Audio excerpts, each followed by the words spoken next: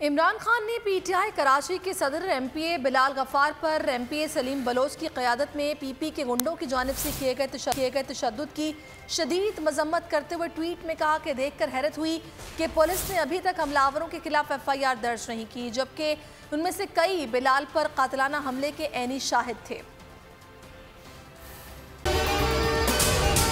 अगर आपको ये वीडियो पसंद आई है तो हमारे चैनल को सब्सक्राइब कीजिए और बेल आइकन पर क्लिक कीजिए। एक बार फिर नंबर 1 बोल न्यूज ने एक बार फिर सारे रिकॉर्ड तोड़ दिए। सिकंदर सुल्तान राजा साहब ने मियां नवाज शरीफ से राब्ता किया और उनसे पूछा कि मेरे लिए क्या हुक्म है। बोल का प्रोग्राम अब पता चला। लाहौर के अस्पतालों में भी मसीहा नहीं फिरौन बैठे हैं। शाम 7 बजे की स्लॉट में सबसे ज्यादा देखा गया। 65% सार्फिन ने सिर्फ बोल देखने का इंतखाब किया। खून हल्का हवलदार का ही होता है, पुलिस के खिलाफ तो न जाने कितने प्रोग्राम्स हैं, क्योंकि बोल है नंबर 1।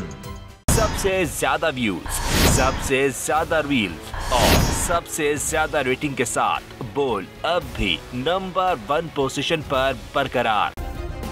सब्सक्राइब करें और बेल दबाएं ताकि कोई खबर रह न जाए।